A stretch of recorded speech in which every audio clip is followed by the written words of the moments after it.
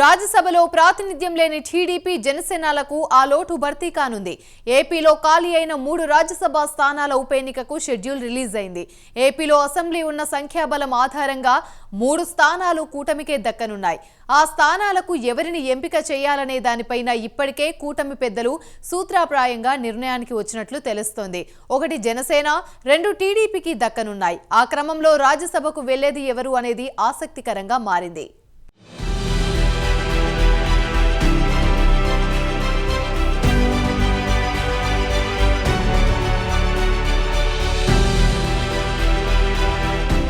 నాలుగు రాష్ట్రాల్లోని 6 రాజ్యసభ స్థానాలు ఖాళీ అయ్యాయి. ఈ నేపథ్యంలో వాటి ఉప ఎన్నికకు కేంద్ర ఎన్నికల సంఘం స్కెడ్యూల్ విడుదల చేసింది. డిసెంబర్ 20వ తేదీన ఆయా స్థానాలకు ఉప ఎన్నిక నిర్వహిస్తున్నట్లు తెలిపింది. ఏపీలో 3, ఒడిశా, పశ్చిమ బెంగాల్తో పాటు హర్యానాలో ఖాళీ అయిన ఒక్కొక్క రాజ్యసభ స్థానానికి ఉప ఎన్నిక నిర్వహిస్తున్నట్లు కేంద్ర ఎన్నికల సంఘం జారీ చేసిన స్కెడ్యూల్లో వెల్లడించింది. డిసెంబర్ 3వ తేదీన ఈ ఉప ఎన్నికకు సంబంధించి నోటిఫికేషన్ విడుదల కానుంది. డిసెంబర్ 10వ తేదీన అభ్యర్థి నామినేషన్ వేసేందుకు ఇక చివరి తేదీగా నిర్ణయించారు. డిసెంబర్ 11వ తేదీన అభ్యర్థుల నామినేషన్ల పరిశీలన, 13వ తేదీ వరకు ఉపసంహరణకు ఈసీ అవకాశం కల్పించింది. డిసెంబర్ 20వ తేదీన 9 గంటల నుంచి సాయంత్రం 4 గంటల వరకు పోలింగ్, అదే రోజు సాయంత్రం 5 గంటలకు ఓట్ల లెక్కింపు ప్రక్రియ ప్రారంభమవుతుంది.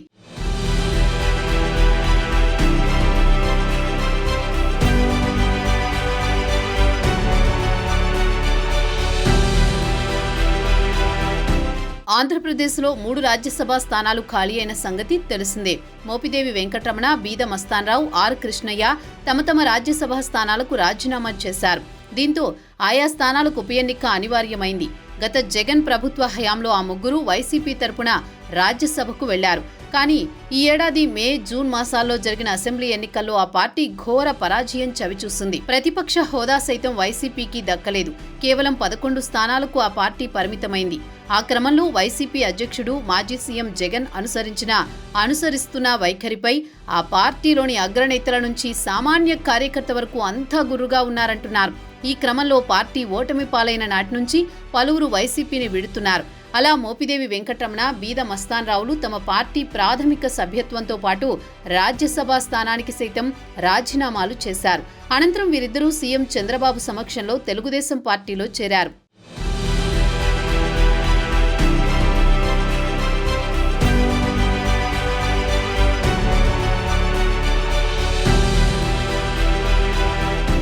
ఇక బీసీ సంక్షేమ సంఘం నేత ఆర్ కృష్ణయ్య సైతం తన రాజ్యసభ సభ్యత్వానికి రాజీనామా చేశారు. అయితే గతంలో హైదరాబాద్లోని ఎల్బీ నగర్ అసెంబ్లీ స్థానం నుంచి టీడీపీ అభ్యర్థిగా ఆర్ కృష్ణయ్య గెలుపొందారు.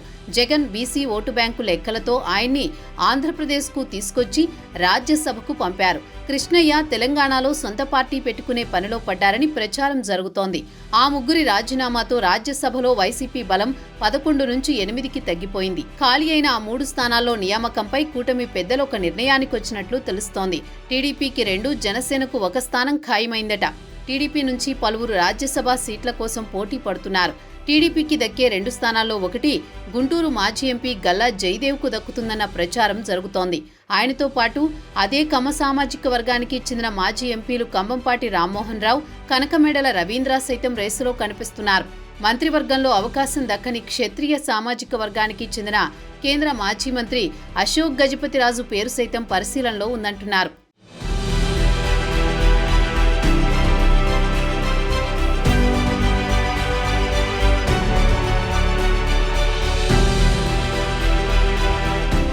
జనసేనకు దక్కే రాజ్యసభ స్థానంలో రేసులో మెగా బ్రదర్ నాగబాబు పేరు ప్రముఖంగా వినిపిస్తోంది. మొన్న జరిగిన ఎన్నికల్లో నాగబాబు అనకాపల్లి నుంచి పోటీ చేయించాలని భావించారు. ఆ స్థానం బీజేపీకి దక్కడంతో నాగబాబు పోటీ నుంచి తప్పుకోవాల్సి వచ్చింది.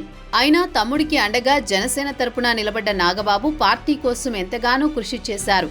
అందుకే ఇప్పుడు ఆయన పేరు రాజ్యసభ రేసులో ఫోకస్ అవుతోంది.